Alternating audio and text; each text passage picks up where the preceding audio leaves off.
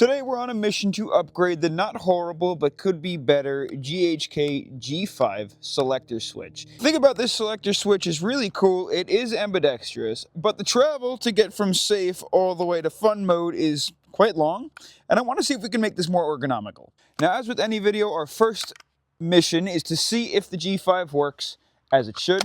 So we've got a full mag, and we have this guy in semi. No problems there.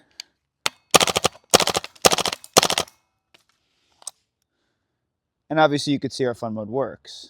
Now why don't we take it to the table and I'll show you what I have to upgrade that fire selector switch.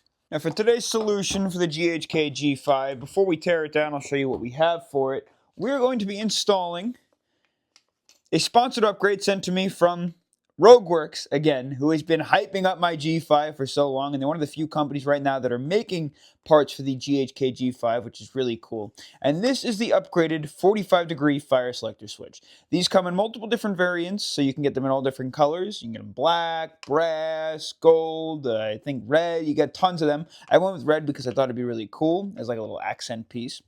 And you can also get them with an enhanced core that's going to force it into a semi-only replica. So if you're in a country where semi is the only thing you're allowed to have, that's cool. Or if you just don't want the full auto option, I kept it so that I can have my auto option. Even though I don't really use it in the field, it's great for shorts and when filming and stuff and making content. So we're just going to pop this guy out, take a look at it, and get a thumbnail before we pop this thing apart. Okay, so everything that's in the bag is inside of this little Ziploc bag. And it looks like we've got... I don't think we need any modifications for this. I think it's just a drop and fit. We've got 2 Allen keys to help us make adjustments with it. And then you can see the enhanced core here. This system is just designed to adjust the point at which your fire selector switch locks on to where it needs to in order to activate the semi and fun mode. You can see I got it in red. Dang. It's always some nice machining from RogueWorx. The first thing we're going to need to do is take this down, and if you've forgotten, in the previous videos, we installed the RogueWorx Zenith kit, which is designed to keep the lower receiver from cracking, which is really cool. So the takedown for this is going to be a little bit different. If you don't have the Zenith kit, which if you own a G5, you may as well just pick it up, you would just pop this pin out. But for us, that's not the case. I actually have to unscrew this bolt. So it's a little bit longer of a takedown. All I'm going to do is fold the stock. I found this is the easiest thing to do, because then after I get this guy started, I can just crank it with the Allen key.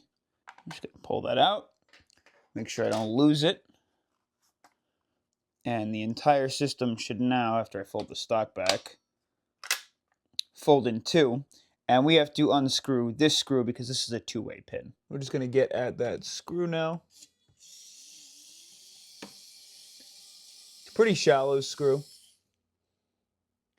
And then you should be able to pop this guy out. Be careful not to destroy the threads on it. There we go. Should have used something else.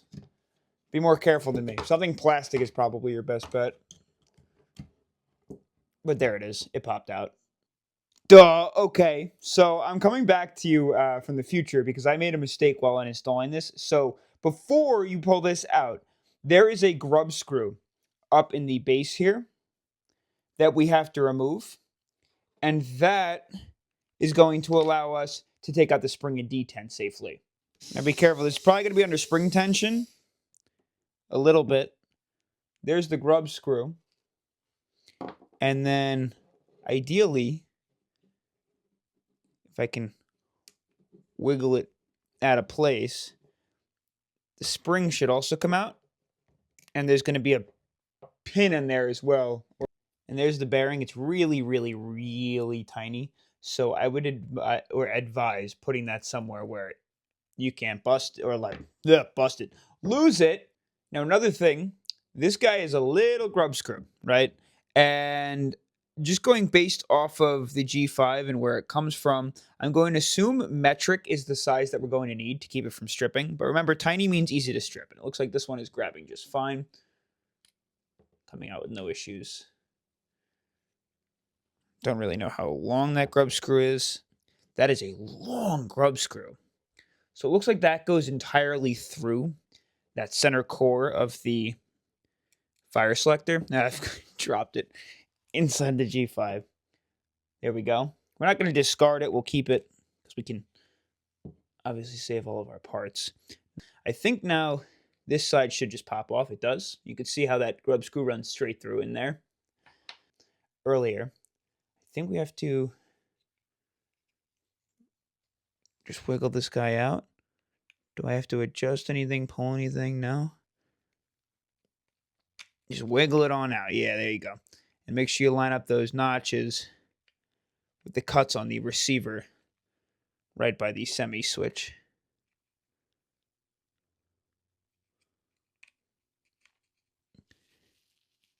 Oh, they really don't want to come out. There you go. Cool. The receiver is just a little tight. Now you can kind of see how it all works. This is how everything was held together. Whoa. Just like that. And of course, that grub screw held the other side in place. And that's how it was locked together. I'll just screw this back in. Just for safekeepings. I always like to save parts I take out. Just in case. You never know. And we put that aside. We don't need this anymore. Now, what I find always important when we do install new things, if a company gives you tools for it, I'd recommend just to 100% sure make sure that you have the right sizes. Go ahead and utilize the tools that are handed to you in that package. We're going to take off the far side, the right side of the selector because it's a little bit smaller, and this is the side that we pulled the selector out of. And we should now be able to just drop this in the receiver, but I don't know. Oh, no. Okay, so I think these are, these claws are much longer in order to stop the switch from moving too far. So I'm going to uninstall both sides, and then we'll drop this guy in and reinstall.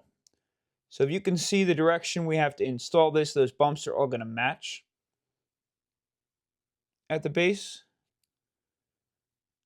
And it should just pop off. And now we're going to reinstall this and drop it in the center here.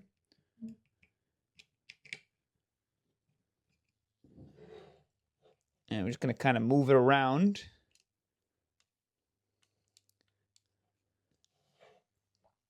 And then we'll line this guy up.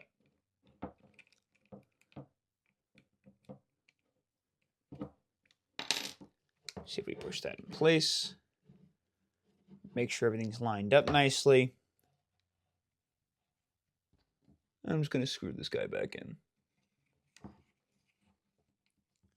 Once it grabs, I can do some adjusting here.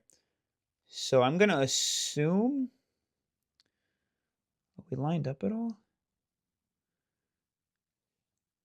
Huh. I think that's the direction that I actually have to have it. We're going to have to test it out in a second when we put the spring and detent back in. But that line should be vertical. And the switches should be facing towards the rear from my understanding. Pop these in. It's a nice tight fit. They don't feel like they're just like loose or wobbling anywhere. All right. Cool. Just gonna torque those down a little. Okay. Now it's just gonna move freely. You should see it shouldn't go past that point. It's exactly what we want. And now we have to throw that spring and detent back in to make sure everything's lined up the way that we need it to be. So the order in that hole should be the little bearing,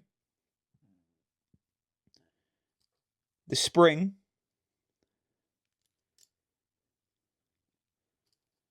and then the grub screw. And just be super careful with the grub screw, just because when you are installing it, It's going to be under spring tension at first.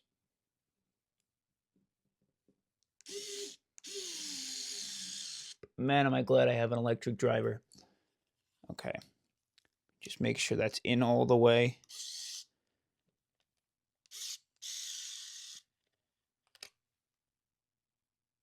All right. Cool.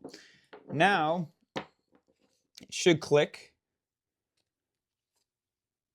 into place. Yep, you see those clicks? Obviously, you got to wear it in a little bit. But we have a 45-degree selector now. You see that short travel there? Super nice. The only thing that's a little tight about it right now is just the fact that, like, the plastic or the receiver is tight around the point where it hugs those little red clamps or the red arms. So as that starts to wear in, those become a little bit easier. And as they start to wear in, of course, you're going to want to tighten down on these screws. But you can already... Oh, it's already latched in so much better. Let me reinstall everything. Back outside, and first of all, I just want to say that little red accent piece looks absolutely stunning. So cool. And you could see selector changes. So all the way up is safe. We're going to see... Okay, so that 45-degree angle from the midpoint of the receiver is semi, and then all the way at the bottom is full. So that's really cool. Why don't we throw a mag in, and we'll just make sure everything's functioning the way that it's supposed to be. I mean, I don't see why it wouldn't be. Okay, so we have a BB load in the chamber. Safe is working. Hopefully, semi works with my terrible feed lips on this mag. Here we go. It does. Let's try auto. Awesome. You can hear the BBs getting stuck in my suppressor.